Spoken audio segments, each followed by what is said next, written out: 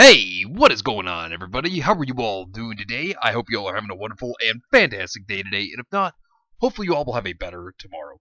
So today, I wanted to have a discussion about what Ozpin's character was based off of. And you could tell there were multiple ideas that were put into Ozpin's character, and I wanted to really just discuss these and go into them. Because as mysterious as Ozpin is, the ideas for his character were very interesting. So sit back, relax, I hope you all enjoy, and let's jump right on into this discussion. Each character has an idea put behind them. When you come up with a character, you may base them off something. It's just like when I talked about Team RWBY. Team RWBY themselves were based off fairy tale characters. And Ozpin himself is no exception to this rule. As a matter of fact, Ozpin, his character was actually based off something as well, and he has a couple of things he was actually based off of. And I'm pretty sure each of you can guess one of the major ideas that Ozpin was actually based off of. The first idea we're going to look at is he was based off of the wizard from The Wizard of Oz. Now, when you look at the wizard and you look at Ozpin and you compare the two of them, a couple of things that we can actually note here is that the wizard himself, he was a very intelligent character. Well, that obviously goes for Ozpin because he is a stoic yet very knowledgeable character within the world of Remnant itself. And just like with the wizard, Ozpin himself had gone through experiences that have taught him multiple things. He's learned multiple things over time as well. And another thing that you can really compare the wizard to with Ozpin is the wizard himself lived in a place known as Emerald City. Now, if you look at Ozpin and you look at the wizard, Emerald City, which is a color of green, if you look at Ozpin's clothing, it is green.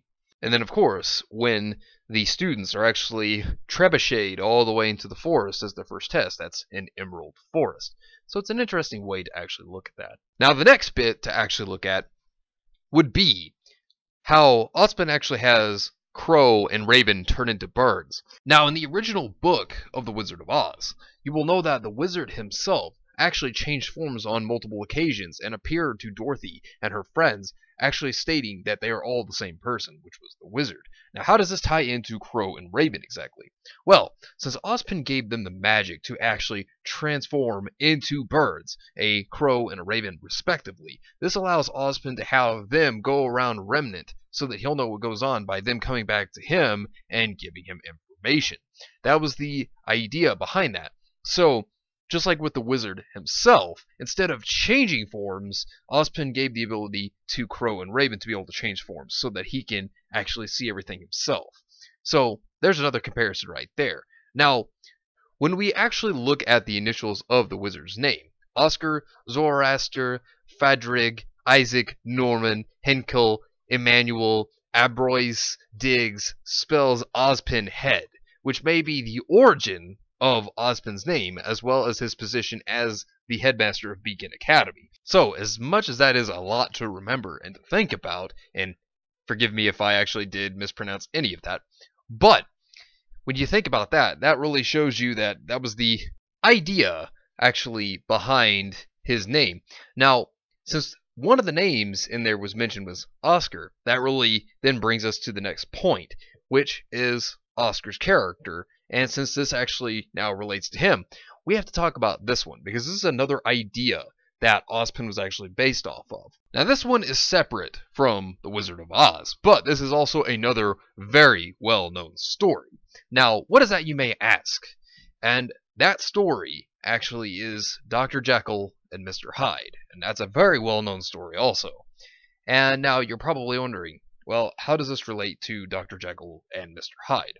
Well, the reincarnation process is a bit different, considering that Ozpin, yes, he is able to reincarnate, but where this actually ties in now to Dr. Jekyll and Mr. Hyde is the fact that it's two souls that inhabit one body.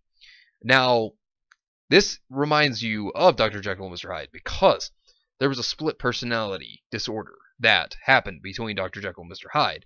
And obviously, Oscar himself just started off as a normal boy, and then Ozpin reincarnated into him. Well, it's very similar to Dr. Jekyll and Mr. Hyde, because when science went array for Dr. Jekyll, he created the persona of Mr. Hyde.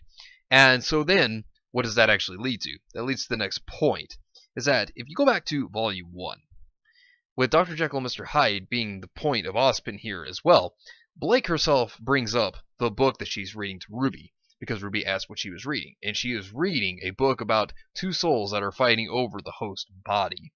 And since they're fighting over control, that is a big thing that really ties into Ozpin and Oscar's characters, because since this is the story of Dr. Jekyll and Mr. Hyde, one thing you have to understand is, look at how Oscar is now struggling a bit from time to time with control over his body, and how Ozpin just hijacks it at certain times when he wants to take control.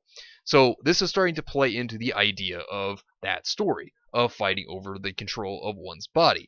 And now, if you know how that story actually goes by, you will actually understand that with Dr. Jekyll and Mr. Hyde, over time, Dr. Jekyll slowly loses himself. He's starting to lose who he is, and Mr. Hyde starts to, over time, take over control of his body.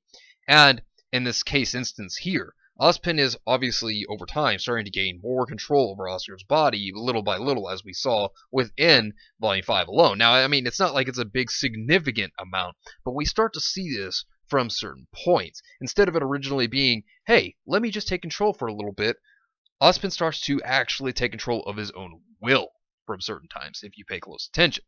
And this leads into that story, because that's how Dr. Jekyll and Mr. Hyde goes. Mr. Hyde tries to take over Dr. Jekyll's body over time until he tries to seize complete control over it. And if you know how that story ends, you will understand that Oscar himself is a doomed character, because in the end, with that story, it results in Mr. Hyde taking over. And in this instance, this is a classic act of that Ozpin is Mr. Hyde, and Oscar is Dr. Jekyll here. And how Ozpin has also talked about how he's been reincarnated multiple times, you can see where the idea has actually come from now. Even though it's not reincarnation, because obviously it was a science experiment that Dr. Jekyll did to create Mr. Hyde, and then, of course, over time, he loses who he is. So you see where that actually comes from, and the idea to Ozpin. And it's actually an interesting idea. I really like it. I have to say that I think that this was a very creative idea, and I do actually want to see more of where they go with the story of Ozpin and Oscar. And hopefully they can do more with that and write that well, but we'll just have to see what they have planned for the future. But Ozpin is based off the wizard from The Wizard of Oz and Dr. Jekyll and Mr. Hyde, and I think that's an interesting story alone. But anyways, let me know what you think down below. Do you agree? Do you disagree? Let me know in the comments down below. And stay tuned for the next video, because this one is a very important one coming up. But anyways, thank you all for watching. I hope you all enjoyed, and if you did enjoy, hit the video with a like, subscribe if you want to see more content like this, and share this with your friends if you found this informative or useful. Well anyways, I hope you all have yourselves a wonderful and fantastic day today, and remember, if today was not a good day, tomorrow could always be better. Take care of yourselves and everyone around you, and have yourselves a good one out there, everybody.